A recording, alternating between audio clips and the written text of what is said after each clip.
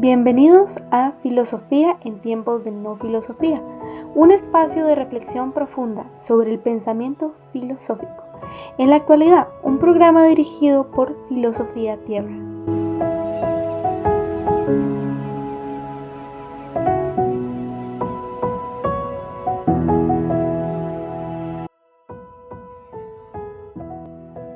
Jesús, desde la cruz, le dice a su madre: mujer, ahí tienes a tu hijo. Luego le dice al discípulo amado: ahí tienes a tu madre.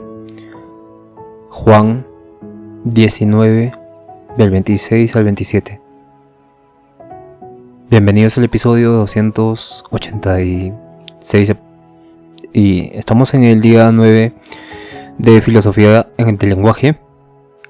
Mi nombre es Marco Antonio y voy a enseñar un poco de filosofía, y estamos en el tema de Austin y la teoría de los actos del habla.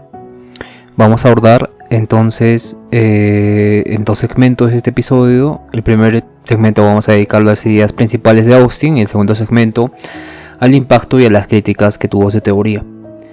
Ya sabemos un poco de Austin, que fue un filósofo británico formado en la Universidad de Oxford y uno de los principales exponentes de la filosofía del lenguaje ordinario, propuesta y básicamente iniciada por Wittgenstein, el segundo Wittgenstein de investigaciones filosóficas, que a diferencia de quienes analizaban el lenguaje desde estructuras lógicas y formales como los de la filosofía analítica, porque muchos del Círculo de Viena, donde formó este tipo de positivismo, se fueron a Estados Unidos cuando inició la Segunda Guerra Mundial. Y Austin más adelante también estuvo influido por la guerra, pero cuando regresó a Oxford, en la ciudad de Cambridge, escribió y desarrolló su filosofía del lenguaje. Y Austin propuso mirar cómo analizamos realmente el lenguaje en la vida cotidiana, ¿no? Y su propuesta es clara y clave, fundamental, que todos podemos entender, y básicamente es reveladora, ¿no? Si entendemos esto, entendemos la filosofía de Austin referente a la filosofía del lenguaje.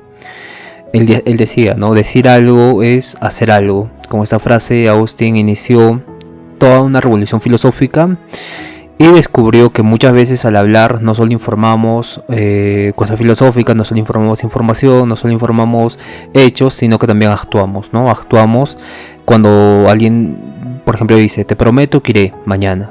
No está describiendo una promesa, sino que está haciendo una promesa, ¿no? Y estos enunciados los ha llamado performativos. De así nace toda la teoría de los actos del habla que Austin presenta en sus conferencias en Harvard. Y en lugar de centrarse en si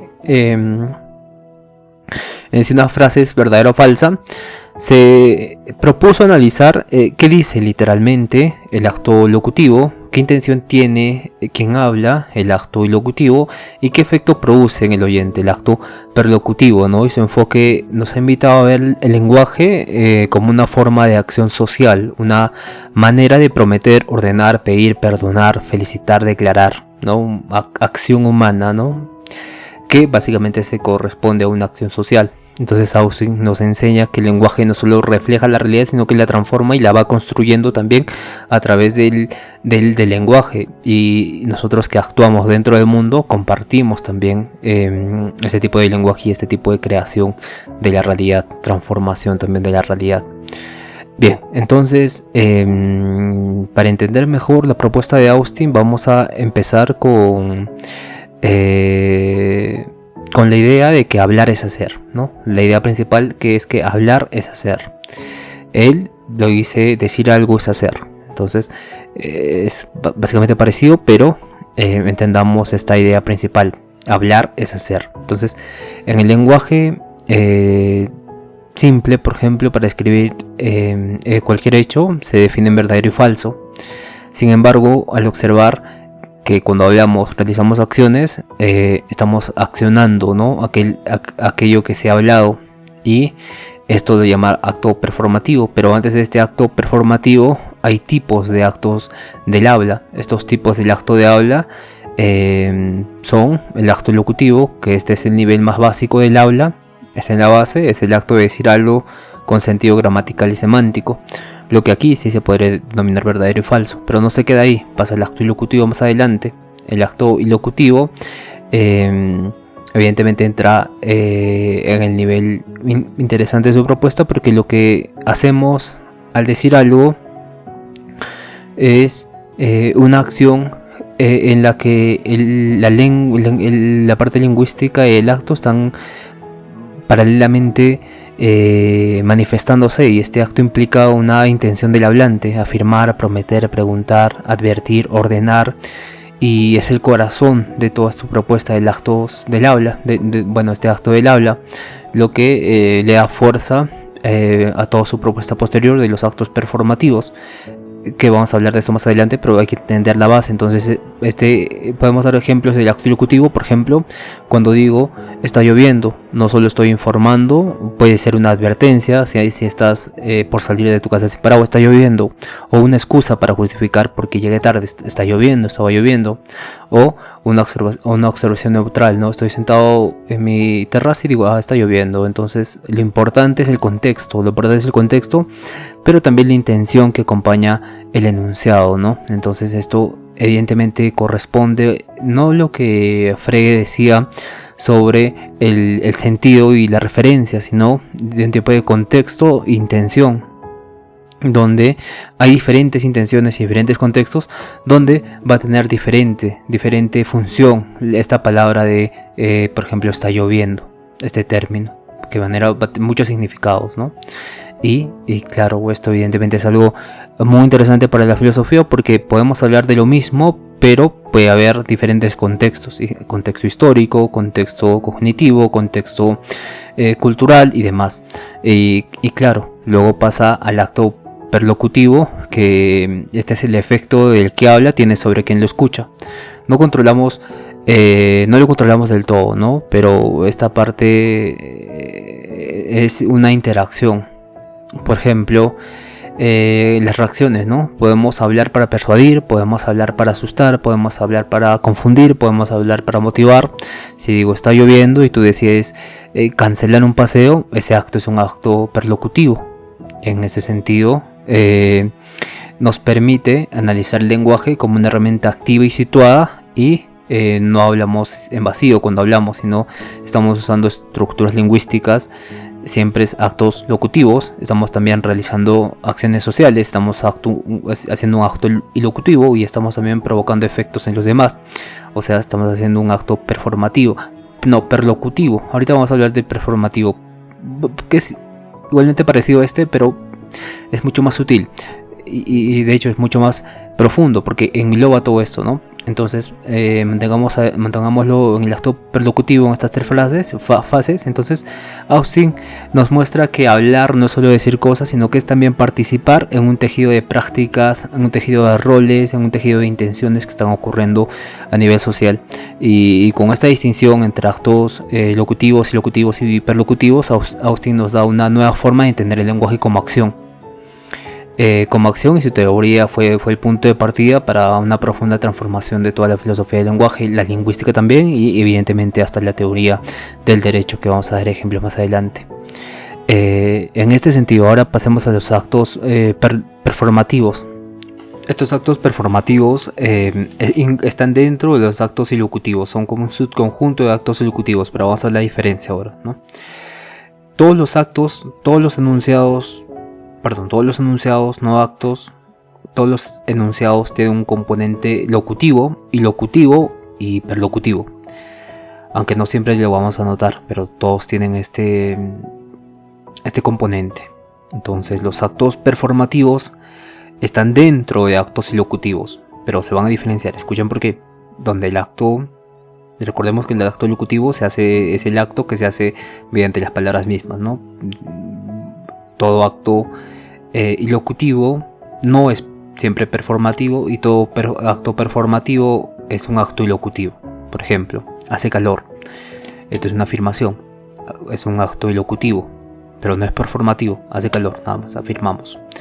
Te perdono es un acto ilocutivo, pero también es performativo, porque está tratando de decirlo y está tratando de una acción, de realizar una acción. Entonces Austin distingue estos 3 niveles de habla: locutivo, lo que se dice; ilocutivo, lo que se hace al decirlo; hiperlocutivo, el efecto que se causa. Entonces, dentro del nivel ilocutivo, de los actos ilocutivos, algunos enunciados especiales son performativos, porque van a realizar la acción en el acto mismo de hablar, como prometer, pedir y demás. Bien, en este sentido vamos a pasar al impacto de esto y a las críticas, ¿no? Después de explorar todas estas ideas de Austin, vamos a ver, él llega a un momento donde transforma todo el pensamiento del estudio sobre el lenguaje, ¿no? Y evidentemente ha sido cuestionado y han sido reinterpretados hasta el día de hoy lo que quiere decir, y esta influencia fue profunda y duradera, y su teoría cambia el foco de la filosofía del lenguaje desde el análisis lógico de proposiciones hacia un estudio más pragmático del lenguaje, no centrado en el uso real del lenguaje en contextos concretos. En este sentido, este impacto pragmático se ocasiona gracias a Austin, ¿no? Y claro, se le denomina la revolución pragmática gracias a Austin y esta filosofía del lenguaje, que deja de concentrarse solo en la verdad de falsedad de los enunciados y se centra en lo que hacemos cuando hablamos, ¿no? Y en las condiciones sociales contextuales necesarias para que nuestras palabras tengan efectos. Y claro, influye en filósofos como John Searle, que ya formaliza la teoría de los actos del habla y clasifica sus tipos con mayor rigor, y filósofos como Paul Grinze, que con su teoría de las implicaturas conversacionales también fueron inspirados por Austin en esta relación contexto y la intención del hablante. Claro, en la filosofía política se usa mucho este acto performativo, y también se analiza los actos del habla y cómo influyen en pensadoras de la visión política como Judith Butler, quien utiliza la noción de performatividad para hablar sobre la identidad de género como algo que también se hace con palabras, ¿no? Y evidentemente eso tiene una implicación política. El impacto en la lingüística también fue inminente, porque la teoría de Austin deja una marca indeleble en la lingüística contemporánea, especialmente en el desarrollo de la pragmática como disciplina autónoma, porque el nacimiento de la pragmática moderna, que distingue acto locutivo y locutivo performativo, sirve como base para estudiar el lenguaje más allá de la pragmática y la gramática y el significado literal, ¿no? Y se abren nuevas puertas de cómo entendemos intenciones implícitas, qué hace que una promesa sea válida o no sea válida, y la lingüística también aplicada y análisis del discurso es principal, porque las ideas de Austin se aplican hoy en el análisis del lenguaje de aulas, en los tribunales, medios de comunicación, negociaciones diplomáticas y más, ¿no? Y también se usan en inteligencia artificial y en la programación de asistentes virtuales para reconocer intenciones del usuario. Y evidentemente hay críticas, como por ejemplo existe esta ambigüedad conceptual, donde algunos filósofos señalan que las categorías de los actos de habla no siempre son fáciles de separar. Por ejemplo, dónde termina la intención ilocutiva y dónde comienza el efecto perlocutivo también, ¿no? Claro, una crítica muy común está cómo distinguimos entre los 3 tipos de habla, ¿no? Locutivos, ilocutivos, perlocutivos, porque no siempre es clara ni fácil de aplicar. Entonces a veces es difícil de separar con precisión lo que es una intención del hablante o lo que es el efecto del oyente. Ejemplo, te digo, te vas a enfermar si sales. Estoy advirtiendo un acto ilocutivo, o intento asustarte para que no salgas, un acto perlocutivo. Entonces la crítica es que la clasificación puede ser muy útil teóricamente, pero en la práctica los niveles se superponen. Entonces, y claro, el análisis va a ser ambiguo. Otra crítica es la falta de sistematicidad, donde Austin no dejó clara esta teoría formalizada, no claramente formalizada, ni desarrolla reglas claras para identificar actos de habla en todos los casos, cosa que se hizo John Searle. Entonces su crítica es que su enfoque es brillante pero incompleto. te deja muchas preguntas abiertas y a veces depende demasiado de ejemplos intuitivos del inglés y deja fuera otros idiomas, ¿no? Y esto lleva a filósofos como Searle a construir una versión más sistemática, más formal de la teoría, categorizando los actos según sus reglas constitutivas. También otra crítica es la insuficiente atención al contexto sociocultural, ¿no? Austin se interesa por el contexto adecuado para que un acto performativo sea exitoso, pero no profundiza en los factores sociales, culturales y políticos que van a influir en el lenguaje. Por ejemplo, cuando una persona quiere decir te declaro culpable, obviamente no, o solo un juez o una sala de justicia puede realizar este acto con validez. Entonces, ¿qué papel juega el estatus social, el género, la autoridad institucional en la eficiencia de los actos del habla, ¿no? Y su crítica, la crítica que se le hace es que su teoría presupone una suposición de un habla ideal, ¿no? De un hablante ideal, pero ignora desigualdades reales en quien tiene el poder para hablar con eficacia o con este caso con un acto válido, ¿no? Un acto del habla válido. Entonces esta crítica ha sido desarrollada por pensadores como Judith Butler con su análisis de la performatividad de género, y también esta crítica ha sido desarrollada por pensadores como por ejemplo Pierre Bourdieu con su teoría del poder simbólico. Para entrar a profundidad, porque vamos a tratar a John Searle, vamos a hablar de estos dos autores rápidamente. Pierre Bourdieu es un sociólogo francés que introdujo el concepto de poder simbólico para explicar cómo ciertas formas de dominación no se ejercen a través de fuerza física, sino a través de una imposición de significados, clasificaciones que son percibidas como legítimas y naturales, y este poder opera de manera sutil y a menudo inconsciente y se ejerce a través de instituciones como la escuela, familia, medios de comunicación, etc. En este sentido, el poder simbólico se manifiesta en la capacidad de definir la realidad social, ¿no? Estableciéndolo como normal, no correcto, prestigioso, y esto se logra a través de la internalización de hábitos en este sistema de disposiciones duraderas que los individuos adquieren a través de la sociabilización, ¿no? Y que orientan su percepción y su pensamiento a cierto tipo de acción. Y así el poder simbólico no solo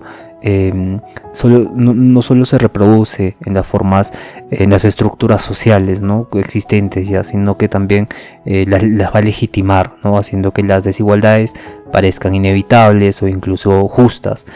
Por ejemplo, la valorización de ciertos dialectos o acentos sobre otros, el inglés sobre el quechua, por ejemplo, o la consideración de ciertos tipos de conocimiento como superiores, y son una manifestación de ese poder simbólico que contribuyen a la exclusión y jerarquización social. Y esto es importante, como se puede entender. Entonces, con Judith Butler es diferente porque ella es americana, es norteamericana, es una filósofa que se centra en la teoría feminista, y su concepto de performatividad de género ha transformado la comprensión de la identidad, ¿no? Butler argumenta que el género no es solo una esencia interna o una cualidad biológica, sino que es una construcción social que se reproduce a través de la repetición constante de actos, gestos y discursos. Entonces, la performatividad para Butler no significa que uno elige su género como quien elige su ropa, sino que el género se hace a través de la repetición incesante de normas y expectativas sociales, y desde que nacemos se nos asigna un género y se nos imponen una serie de roles y comportamientos adecuados para ese género. Entonces, al actuar repetidamente de acuerdo a estas normas, se crea la ilusión de una identidad de género coherente y natural. Entonces, la crítica de Butler radica en desvelar cómo esta performatividad, si bien constituye el género, también lo imita, y al adquirirse a estas normas, al adherirse a estas normas, al incluirse a estas normas, se refuerzan las estructuras de poder que dictan que lo que es aceptable es que lo aceptable o no aceptable para hombres y para mujeres sea de esa forma, se dicta lo aceptable y lo inaceptable. Entonces se crea así jerarquías y también exclusiones a quienes no se ajustan a estos moldes, ¿no? Y su trabajo nos invita a cuestionar y también a desestabilizar estas normas para abrir espacios de identidades más diversas y más fluidas. Claro, teniendo este enfoque de performatividad, ¿no? Que va a construir el género y también lo limita, ¿no? Lo va a limitar. Entonces, el problema de la identidad y el género es algo muy complejo, tiene años de desarrollo. Vamos a hacer la filosofía de la mente más adelante, pero es algo muy interesante porque muchos filósofos están en contra de esto, ¿no? Porque tienen un tipo de verdad que es biológica, y esa verdad biológica determina ya un tipo de género, y que no se invente más, que no se justifique desde una invención un género distinto, ¿no? Pero Bluter, la crítica que hace es que desvela como esta performatividad, o sea, los actos que como prometer, yo prometo esto, entonces al prometer ya estoy haciendo una acción que voy a hacer cumplir. Entonces, si bien va a construir un género, claro, porque si la persona se va a identificar con algo, va a decir soy esto, y va a constituir un acto performativo en la acción, también lo va a limitar. Al adherirse a estas normas se van a reforzar las estructuras de poder que van a dictar lo que es aceptable o no para hombres y para mujeres, y que así se va a crear jerarquías y exclusiones a quienes no se ajustan a estos moldes, ¿no? Y su trabajo va a invitar al cuestionamiento y va a abrir las puertas a espacios más fluidos, ¿no? El acto de performatividad que Bluter resalta no significa que uno elige su género como quien elige la ropa, sino que el género se hace a través de la repetición constante de normas y expectativas sociales. Y desde que nacemos se nos asigna un género y se nos impone una serie de roles y comportamientos adecuados para ese género. Entonces, al actuar repetidamente de acuerdo a esas normas, se crea la ilusión de una identidad de género coherente y natural. Esta es la teoría de performatividad de Judith Butler, que básicamente argumenta que el género no es una esencia interna o una cualidad biológica, sino una construcción social que se produce a través de la repetición constante de actos, gestos y discursos. Evidentemente tiene muchas críticas esta teoría porque se olvida la parte biológica de la testosterona y también de la parte ovulatoria de la mujer, entre otras características biológicas. Pero es algo muy interesante este nivel de cómo la filosofía del lenguaje puede invitarnos a justificar ciertos comportamientos sociales y también darle explicación, ¿no? Darle explicación y que tenga un sustento coherente de por qué aparecen ciertos fenómenos sociales. Y claro, Austin se centra más bien, claro, no vio la repercusión de su teoría de los actos performativos, pero evidentemente es utilizado y a veces criticado, ¿no? Otra crítica que se le hace a Austin es los enunciados indirectos y la ambigüedad pragmática, ¿no? Austin centra su teoría en actos explicativos, ¿no? Lo prometo, declaro, perdono, pero en la vida real gran parte de la acción comunicativa es indirecta o ambigua. Por ejemplo, hace frío aquí, ¿no? Hace frío aquí.